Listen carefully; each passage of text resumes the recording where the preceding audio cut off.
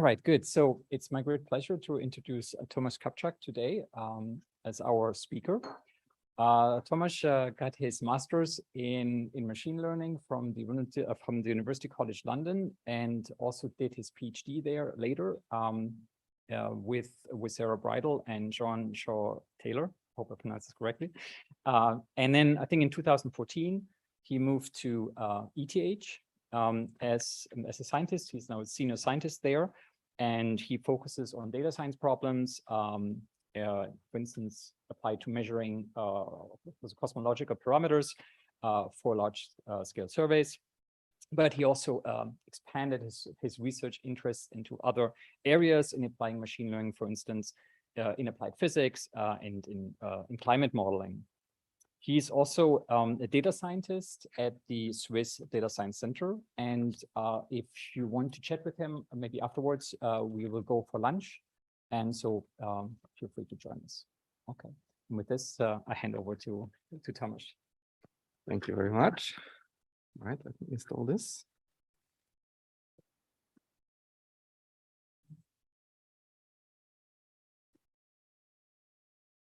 All right. Great, thanks for the introduction. I would like to tell you about large-scale structure cosmology and how to use artificial intelligence methods to make the best out of the measurements that we have from LSS. I was working on this topic for some time now, and I was focusing on asking the question, so where can artificial intelligence or machine learning bring us the benefits that traditional statistics cannot? Right. So what kind of new avenues we can open up with machine learning? What can we do with ML that otherwise we wouldn't be able to do with standard methods? So in this talk, I'll share some of these findings that I had. This is by no means exhaustive. This is from my personal experience, and maybe discuss a little bit about prospects for how this can go forward, what kind of things we can actually learn using AI, where is it applicable, where maybe not so much. Okay, but before we go into the AI topics, let's just step back a little bit and let's maybe do a quick intro round about large-scale structure cosmology. So what we want to achieve here is we use the distribution of matter in the universe, for example, as we all know and love from the Millennium simulation shown here. We want to use the structures and patterns in this this distribution to learn about the cosmology. So we know that the matter distribution evolves under the laws of gravity and expansion of the universe, and there's been a lot of work in this group done on simulating these, and I'm very grateful to all of you who are making that available. It's a great theory prediction for the AI methods. I will come back to that later. So we want to use these complex patterns and structures to learn about cosmology and cosmological parameters, modified gravity, all kind of things that we want to know about the universe. And what we immediately observed, this is a very complicated pattern. Okay, this is a slice from a simulation, so it's not a 3D volume or not a projection, but we nevertheless can see that at late time, things are very nonlinear. There's a lot of complicated structures in this distribution that contain information that we want to capitalize on. And traditionally, this has been analyzed with 2-point functions, so 2-point correlations or power spectra, or even beyond that with 3-point. But those are not guaranteed to extract all the information from this type of data, not even expected. They are great methods, but there is a bit more potential to be exploited here. So if we compare what happens if we look at the dark matter distribution here from one of the simulations that we made recently, I'll come back to that later. This is also a thin shell on a light cone, and a Gaussian random field, which has the same power spectrum. So if you measure 2-point functions of those two, you would get exactly the same result. And obviously, this is a much more complicated object. So it contains information beyond 2-point functions, which is something we are after. Then we don't directly observe this type of data, which here are slices. We observe them through some kind of probes. And probes can be, for example, galaxy clustering, where we count galaxies in some cell areas, or it can be weak lensing, where we make a projection map of dark matter. We can observe all sorts of other things, potentially with other type of data, with radio and so on. And in this talk, I will mostly focus on gravitational lensing and clustering. So I want to break it down more or less into 3 categories. First is how to reach the information floor of the data. So how to exploit all of the nonlinear, non-Gaussian information that we can observe. Other is how to maybe break some degeneracies between cosmological parameters and astrophysical model parameters for cosmologists that may be treated as systematics. And those who study galaxies, it may be actually interesting information. So also happy to hear your opinions about it. And finally, the third one is how to accelerate the construction of simulations that are underpinning all of these other elements. So this is something that in this group already has been worked on. So also interesting to have a discussion afterwards about it. So let me start with this part. Okay, so we know that dark matter distribution would evolve differently under different cosmology parameters, and this is an example of visualization of that from our latest paper on the Cosmogrid V1 simulations. So if we have a fiducial cosmology, which is very close to Planck, we at some given redshift, I think this is around 0.5, we would see this kind of structure, and you can see how big this would be on the sky. And if you change the cosmology, for example, interestingly, if you just modify W to some completely crazy value, but you keep the other parameters the same, you would have a map that is different. So maybe in this projector, quite see, but there's a high resolution version on the website, which I will come back to later if you're interested to follow it up. Notably, the holes are getting much larger, something you can quite easily see maybe in the high resolution picture. Yeah, so that you can even see by eye the differences between these models. And if we can see it by eye, then of course the AI method would be even better at exploiting that. And if you move around the cosmology parameter space, for example, the sigma 8 omega m, the space of parameters where there is currently tension between lensing observations and the forecast, well, the extrapolation from CMB results, there you can see clearly these differences in how the dark matter would look like. Of course, we don't observe that directly. So for weak lensing, we would work with this type of projected matter distribution observations, where this is some kind of a patch of lensing signal projected over some redshift distribution. And you have a little moon to compare. And we could also clearly see the patterns by eye. So I'll go very quickly over that because some of you might already be familiar with it from previous talks. If we have, how do we compare these maps that we have with some theory prediction?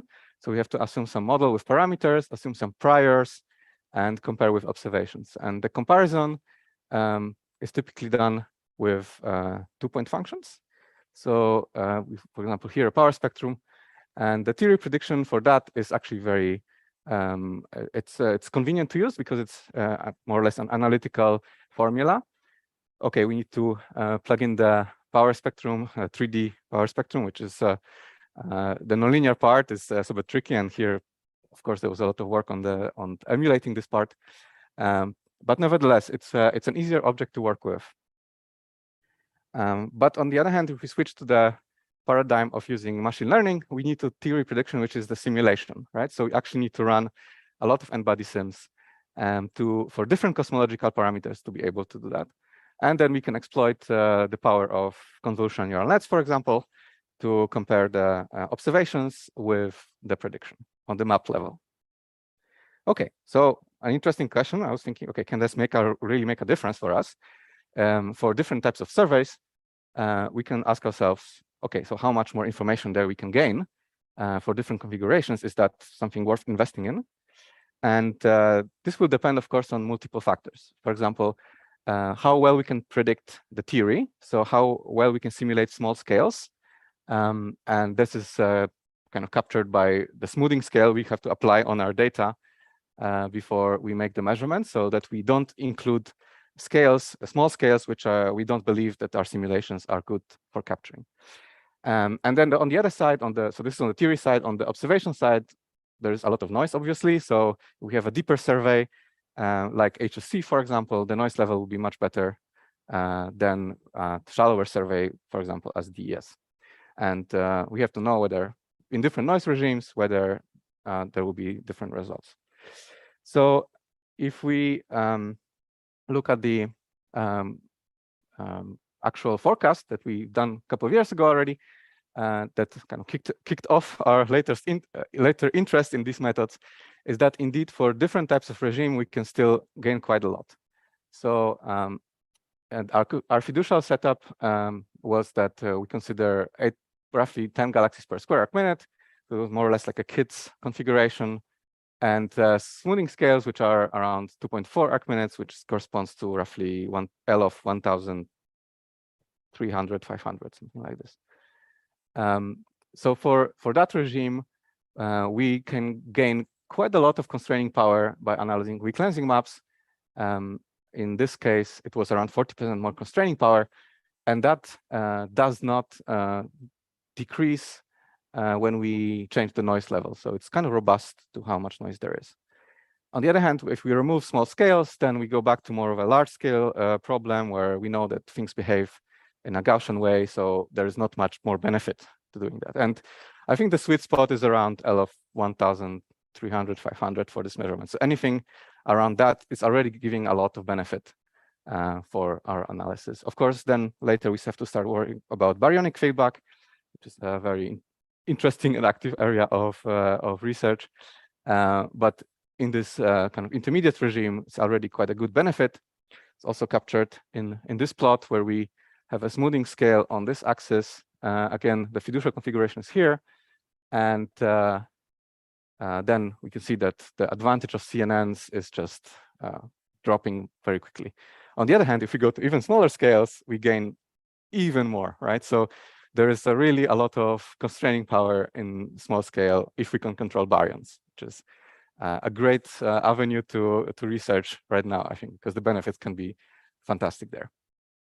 Okay, so this was our focus, and with that motivation, we thought, okay, so this is potentially quite interesting, can give us a lot of benefits, so let's do it. So let's measure some cosmology parameters from lensing with machine learning. And in our first paper with Yanis Fleury, who was a PhD student of mine, we did the first measurement with KIDS 450 with a kind of vanilla residual neural nets and tomographic setup as close as possible to actual KIDS analysis, and try to obtain constraints on these three parameters, omega m, sigma 8, and intrinsic alignments, and then performed likelihood analysis on the outputs of the network. Before we did that, it was a blinded analysis, so we checked quite a lot of systematic effects that can potentially mess up our measurement.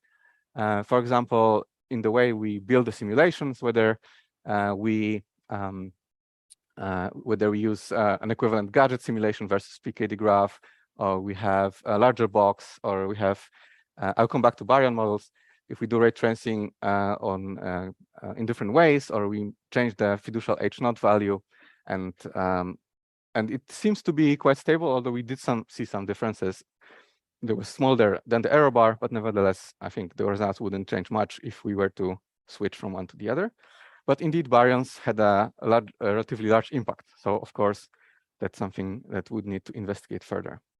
So these were the first results from KIDS 450 with deep learning compared to the power spectra. This is our analysis, CNN versus power spectrum. There were some differences in these configurations from the KIDS fiducial, so we also did our own power spectrum. And our measurements are a little bit higher compared to fiducial KIDS 450, but still consistent given all these differences. We found a higher intrinsic alignment amplitude, which for that value, we would expect constraints to go up in sigma 8 as well. So it was fully blinded, and that's what we found. Since then, Yanis also worked on moving that even further towards being a mature measurement. So we worked on the KIDS 1000 dataset, which came out some time ago. And in this paper from this year, we actually expanded our parameter space from just 3 parameters, omega m, sigma 8, and intrinsic alignments, to the full WCDM parameter space, and also keeping intrinsic alignments and additionally baryon feedback. So I will come back to the simulations that enable that later.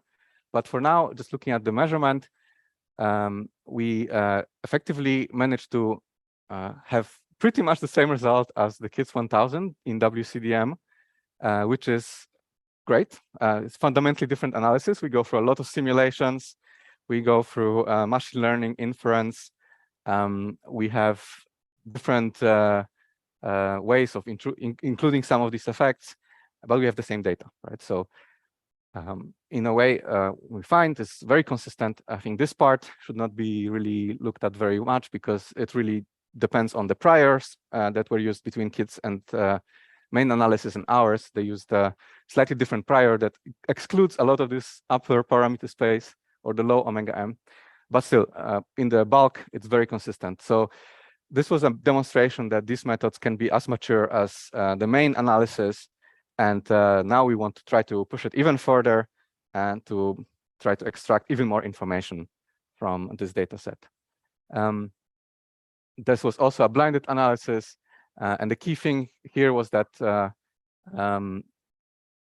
we were a little bit limited by the processing power. So the way that Yanis set up his pipeline took a long time to actually crunch through all this large simulation set, and he had to finish his PhD. So we decided to stop it here, but we were going to move on for more of this type of projects. I mean, in fact, this is in the works right now with Dark Energy Survey.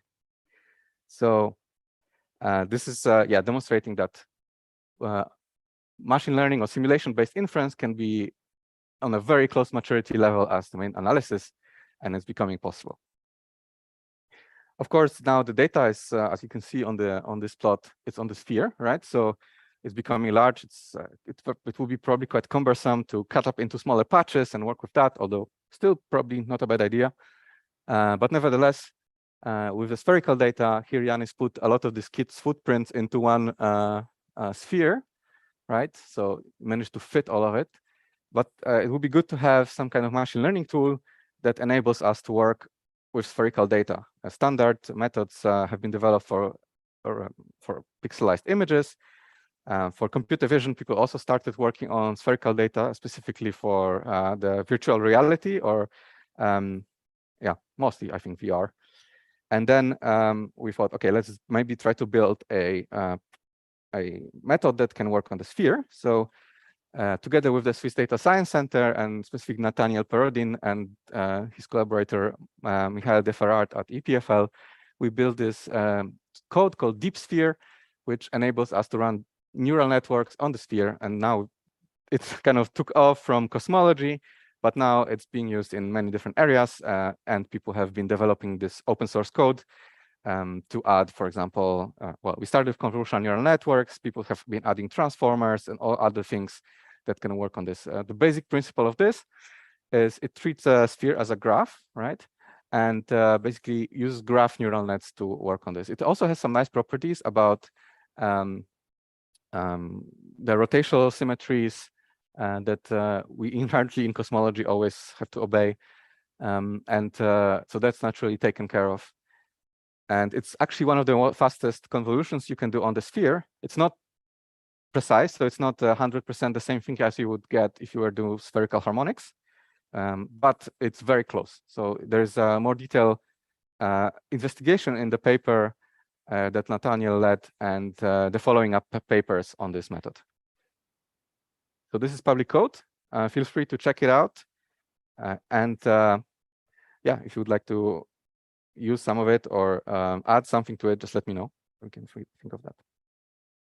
All right, so simulation-based inference is not only about machine learning. In the past, we've, and currently also, we're investigating our own intuition, summary statistics that we can create and we can propose to extract information from the weak lensing data. So this is a kind of a scenario where we have a man versus machine race, and see whether the machine learning can be better than us ourselves in proposing summary statistics to extract from the data. And towards that competition, a very good entry was Dominic Zerher's and my own work on Dark Energy Survey Year 3, gravitational lensing maps. So I'm currently also a simulation working group coordinator in Dark Energy Survey. So we put together a nice simulation set, made it public to the DS collaboration, and there has been a number of projects with that data set, and one of them was the peak statistics. And this is a really large lensing map. It's a lot of signal, although it's the redshift depth is not, it's relatively small, or still pretty good, to up to 1.5. And the 6 galaxies per square arc minute, it's also not a lot, but it's already enables us to do quite good constraints with this data set. So in that particular work, we analyzed sigma 8 and omega m and intrinsic alignments as our target parameters, and we marginalized over other parameters that we effectively cannot constrain, but we think we have good priors for. And this is an example of simulated and data lensing maps from DES footprint. And the idea here was to find peaks in these maps. So find the pixels which are higher than the neighbors, count them as a function of their intensity, and use that as a summary statistic to constrain cosmology. So for example, here we have an example of such a peak function where kappa is the intensity of the convergence map. And here we did it in a tomographic setting. So we also created across maps across different redshift bins. We had 4 redshift bins in this analysis. So the number of peaks is on the y-axis, and here we subtracted the number of random peaks. We don't, because otherwise the random signal just dominates the total counts, and we cannot see the dependence on cosmology very well. So if we subtract it, you can clearly see which models are preferred. So on S8 scale, so the combination of sigma 8 and omega m, you can clearly see where the data is indicating that cosmology is suggesting the cosmology from dark energy survey where it can be. So you can use the likelihood analysis and then turn it into constraints. And what you can see here is that, first of all, the constraining power is pretty good. So it's a very good S8 parameter measurement, competitive with the main DES analysis constraint, a little bit narrower than actually the corresponding constraint with power spectra. Of course, here we also included the CLs in this analysis and combined it with peaks, so we had a joint covariance matrix. But I think from my point of view, like, what is interesting is that it responds differently to the systematics in case, or astrophysical systematic, namely here the intrinsic alignment, right? So okay, we can shrink the constraint a bit, that's great, but if we can fundamentally break some degeneracies here, maybe these 2 summary statistics, CLs and peaks, respond differently to these parameters, then this is a really good gain here. There's something that otherwise we cannot do. So for this intrinsic alignment measurement, we actually had relatively complementary a measurement between peaks and CLs, which ended up shrinking the intrinsic alignment uncertainty quite a lot. So we had a very good AIA measurement for this sample. So right, so this is quite a lot of work, and have to be very, very careful about systematics. Again, this was a blinded analysis. So yeah, and then currently in dark energy survey, we are investigating the peak statistics approach further, combining it also with galaxy clustering data, and also at the same time pursuing the deep learning approaches. So hopefully within a year and a half, we'll see, we'll have results on from these methods. Okay, so this is the part on how we can use simulation-based inference, machine learning to constrain cosmology parameters, and maybe go a little bit beyond than what has been done before, or what can be done with traditional statistics. But to achieve that, we need good simulations, and there's a lot of expertise on simulations in this room, for which I'm very grateful, because I actually collaborated with Joachim and with Aurel on building the simulation sets. So we have recently made public this Cosmogrid V1 simulation set, which has been underlying the KITS 1000 deep learning project. And this was a large production proposal at CSCS. Let me just, this is actually a movie. Yes, okay. So it's basically a lot of light simulations stored in shells. So if you have your survey, you have some N of Z distributions, and you want to predict your lensing or your clustering maps, you can just plug in those N of Zs, and you can project all these shells, and you will get your predicted signal for your survey. So this is just an example for different cosmological parameters, how these shells can look like. And if we go from high redshift to low redshift, you can see this redshift decreasing here. You can see by eye how the structure becomes more and more nonlinear, and how you also at the same time at some point start to zoom in into this map. Yeah,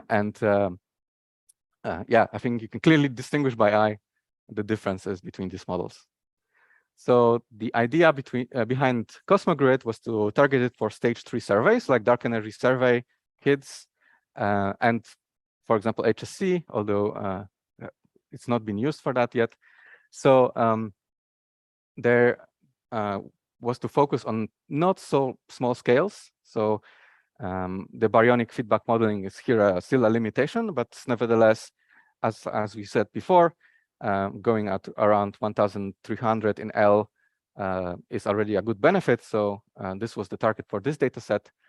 And we wanted to specifically make the data set such that we enable map level inference, not just, for example, finding how many peaks there are, or some other features, but actually treat the entire map as a data vector, so that machine learning approaches can understand the variance in this data and the variance in the signal very well. So yeah, I think that's why we decided to do a really large number of relatively small, well, low resolution, still pretty good, but low resolution simulations. And the final configuration we arrived at is that we have 2,500 unique cosmologies in the WCDM space.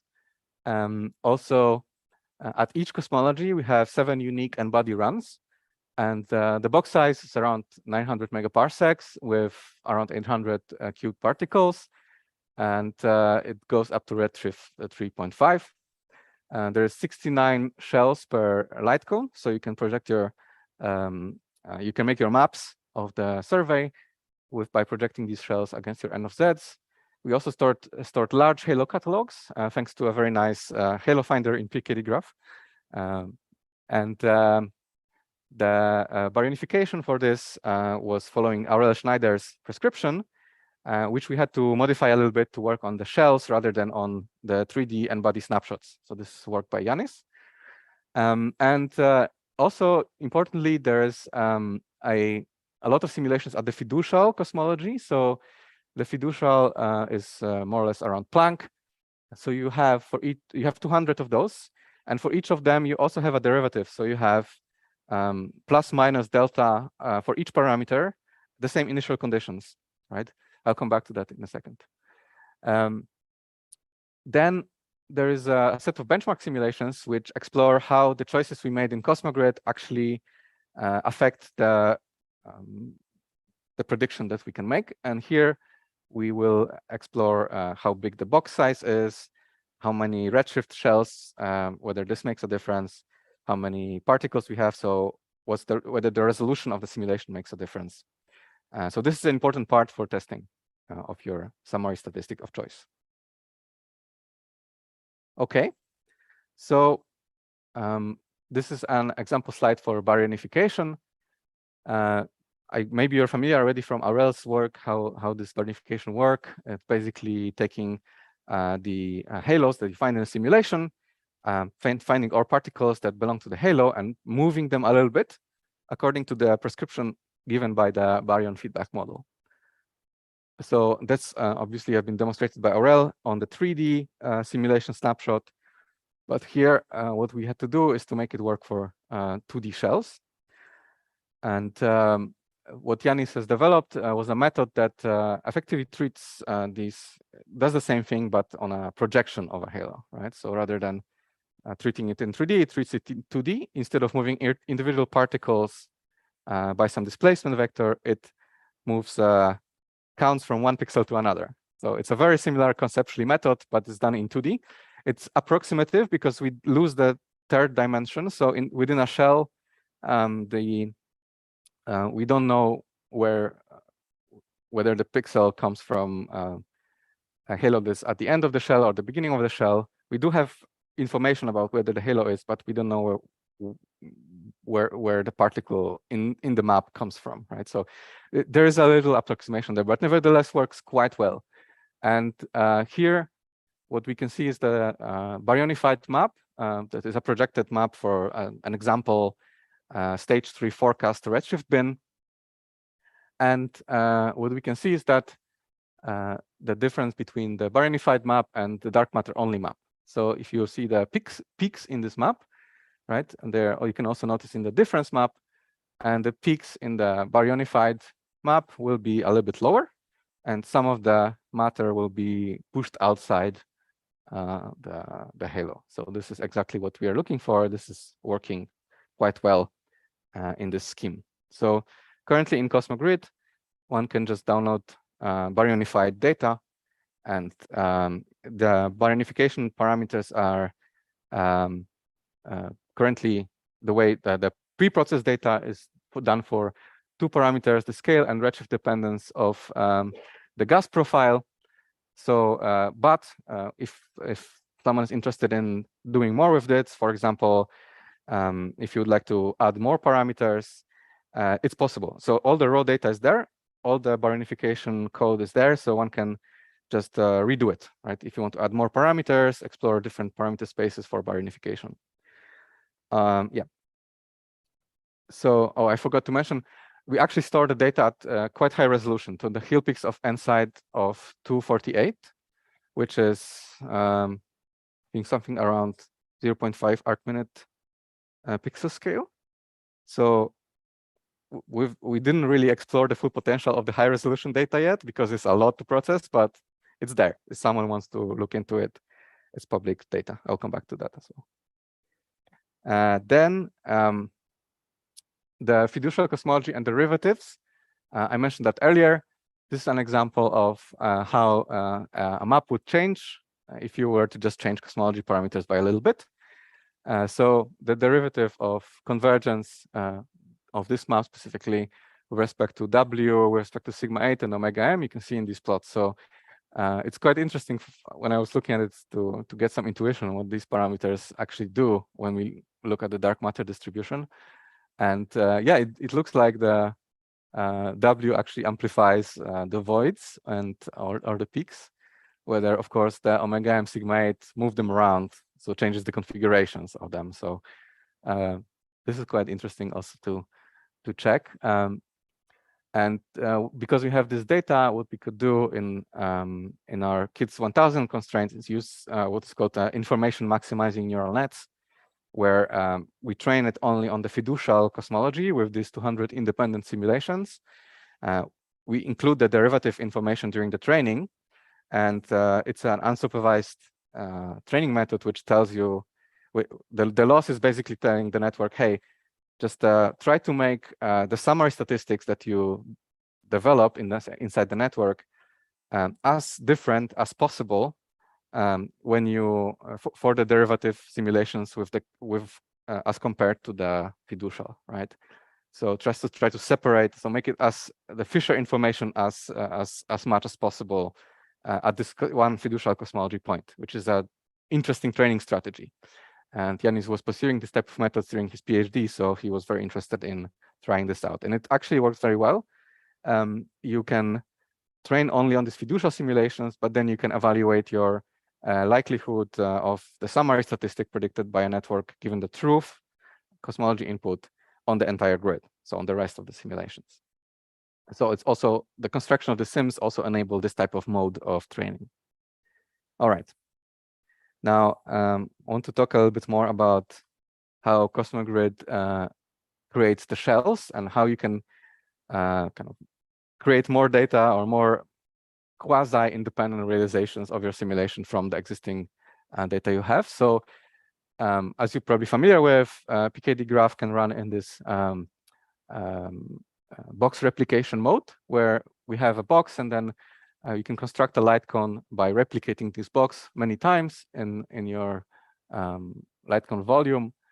And the nice property of that is that when you go from one box to another, it's periodic boundary conditions, so there is no discontinuity, right? Which is something that previous methods can sometimes be affected by. But on the other hand, you do have replicated structures, right? So if you look at certain lines of sight, you will hit the same structure at different time in cosmic history, and these lines of sight basically roughly follow the 45 degrees angles, right?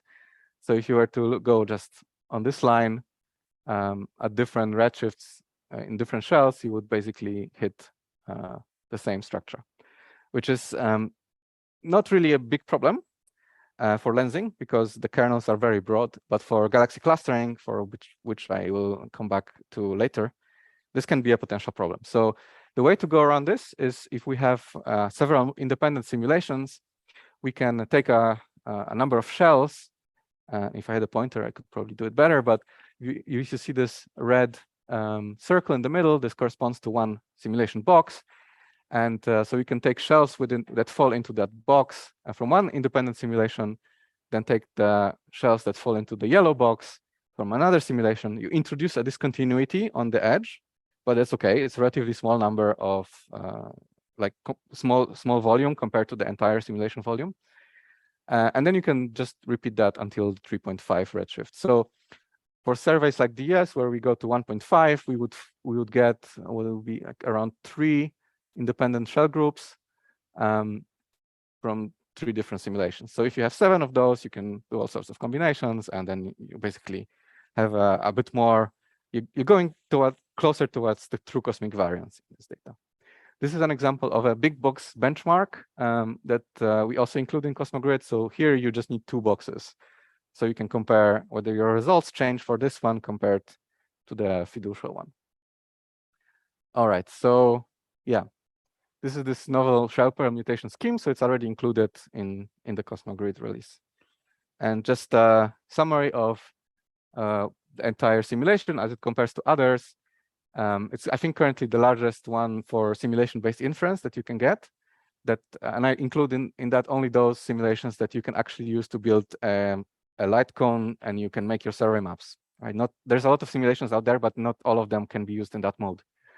So compared to the Cosmos Lix one, which was developed by for the KIT survey by Joachim Harnoy de Rapp, a good friend of mine, they have quite a lot of simulations as well, but specifically they have much better resolution. So they have much larger number of particles. So that's a bit of a different type of simulation. So that can be done, that can be used for things like peaks, where you can count the peaks in different, let's say only on these 25 boxes across the parameter space, and interpolate that relatively small function. So that works very well, but if you want to do a map level inference, you need much denser sampling. So those are the trade-offs one has to consider when making these simulations. So the data is available at cosmogrid.ai. You can download it from this website if you're interested. Okay. So I will move to the next part. All right. So next item I would like to talk about is how to break the generalities between cosmology and systematics. And by systematics here, from the cosmology's point of view, we're thinking about intrinsic alignments, for example, or biasing of galaxies, samples, can be others, of course, from non-cosmology point of view, or from astrophysics point of view, that could be also a very interesting signal, so that there are possibilities to explore that as well in this framework. And this is a paper that we published this year also in PRX, which tries to use deep learning with combined probes of galaxy clustering and gravitational lensing. So going towards the standard setup that surveys use to deliver the final result when we combine clustering, galaxy lensing, and weak lensing into one consistent measurement, hopefully consistent measurement. And this is trying to go with machine learning towards the same objective and see whether there's something more to be gained to exploit some more synergies between these data sets with AI that otherwise it's not possible to be done, right? So in this paper, Yanis and I, we looked at it was a forecast paper, so we just looked at the raw kappa maps and galaxy clustering maps and the corresponding intrinsic alignment, which you can derive from, well, basically from the same simulation by using a different projection kernel.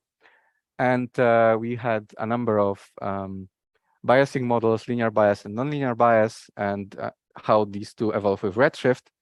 So it was a relatively large parameter space. So this is the parameter space. We had, omega m, sigma 8, intrinsic alignment, biasing, stochasticity of galaxies, and evolution of those in a extended analysis version, we also had the nonlinear biasing to extra parameters. So this is how the power spectra constrain the space. This is done for around 900 square degrees, so close to kids' state of the art, but with a lot of extra parameters. So the constraints are a bit larger than otherwise we would see in a corresponding analysis because we opened up the parameter space. And when we run a machine learning version of that, so power spectra here was also tomography, all the cross correlations, all of that calculated from the maps, compressed later with well, a neural net anyway, but we checked that the choices there didn't make a difference. And yeah, when you use machine learning for this, it's actually really good. So again, this is a forecast, and we saw these results. We couldn't really believe how good it was, and we really spent 3 months investigating this to find out whether we missed something, whether we coded something wrong. But all the tests came out, okay, this is actually real. And yeah, specifically the gain comes from constraining intrinsic alignments much better. So these the galaxy stochasticity. Some degeneracies are not able to be broken with this. For example, if you have the bias versus versus sigma 8, the maps just look the same when you choose. So there's nothing you can do. Even a neural net cannot break this. But yeah, for specific intrinsic alignments and some other biasing parameters, we can gain a lot by doing this joint analysis. This was very surprising to me. I didn't expect so much gain, but we spent a decent amount of time explaining this. This is just a zoom on this this part. You can see how bigger this gain is. We started looking into how to actually explain this. Where does it come from? Did we miss something in the power spectrum analysis before? And I think the explanation we put forward, and I think what is happening is that when we analyze these methods, what deep learning can do, what deep learning can do is that you can localize the features on the maps, right? So what you can do is to focus only on a specific region of the map and ignore the rest. Well, the rest, if it doesn't have any signal, then it's not really useful. It actually makes things worse because it just contributes noise. So in the deep learning framework, it's really just focusing on the areas that we care about. And for intrinsic alignment specifically, if we look at the convergence map in first redshift bin and the galaxy count map in the first redshift bin, obviously we would, if we were to do a like from scratch intrinsic alignment measurement, we would look, okay, we need a big cluster, we need a big clump, and we need to look at the signal of galaxy shapes that are sitting inside that clump, right? So that's also something that people do with redshift surveys. But in this framework that combines all the cosmology and intrinsic alignment modeling, this doesn't quite happen with the power spectra. So we would look at these peaks, and then we would look at the lensing signal around this. So what we could do is to open up the black box of the neural net a little bit, and what we can see is how a neural network output would respond to a change in a pixel of the map, right? So this is what is called sensitivity, and it's just a straight derivative, delta network output, delta map pixel, right? And this is for first redshift bin. So the sensitivity of the network, if it's white, that means it's 0, so it doesn't matter. And if it's either red or blue, it means that it matters a lot, right? So here what we can see is exactly what happens. So the sensitivity to the convergence map is exactly where the galaxies are in the delta map, right? So in the galaxy count map. So it localizes where the information comes from and ignores the rest, which is something that the power spectrum cannot quite do. This is where it's basically ignores. It's not really about gaining more information. It's about making an estimator that has better signal to noise for this particular parameter. And that's where I think the information in this interpretation comes from.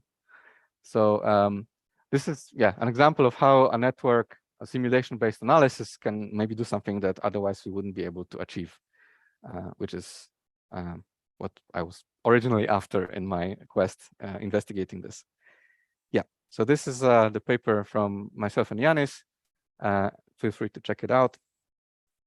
And finally, I will talk very quickly about accelerating simulations. There's a lot of work in this group that was done on this, so I won't spend a lot of time on this, also because to close the talk. But I think those three categories are very interesting, specifically super resolution, so how to go from a smaller resolution simulation to a higher resolution simulation with machine learning techniques. There's been some work on this. Also recently in context of building emulators, how we call multi-fidelity simulation, where we use a lot of low resolution simulations and few high resolution simulations, how to combine this information to create better emulators.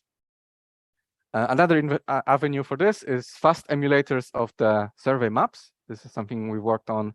Imagine, you have your Euclid emulator that predicts the power spectrum. Imagine that you have an emulator that predicts a convergence map on the sphere, right? So, or tomographic convergence maps on the sphere. So this is also an avenue we've been pursuing, and of course, painting consistent fields with baryons. That's a lot of work by Mauro and Robert here, by Tillman, who is actually now my office mate at ETH, and there are many papers in that avenue for different types of effects, including neutrinos and so on. So this is an interesting avenue. And I think I'll skip over these slides with AI super resolution, but you can check the papers if you're interested in. I will just flash this KITS 1000 emulator of mass maps that we've built with our master student Timothy, where you have a conditional generative adversarial network. You ask the network for a parameter in the cosmology space, and it gives you a corresponding randomly drawn new mass map, right? And this was done in tomographic settings, so it gives you 5 mass maps that are consistent with each other. So you can see that an example from one draw from this D model, which was not included in training. When you draw an N-body and a gun in 3 tomographic bins, they're pretty much the same. We did a decent quantitative comparison of these emulated and original maps, and the agreement is around 5–10% on different summary statistics. So it's not quite perfect, but it's really good. So for any type of fast prototyping that one would want to do, this is a really great tool, because you can just sample from this in a fraction of a second to get a new lensing map set. Yeah, just to zoom in on this. Oh yeah, this is interpolation in the parameter space. So if you have the same draw, you can move across the parameter space, and you can see. So if you go for different cosmology models, go 1 to 3 here, and for different redshift bins, 1 to 3 here.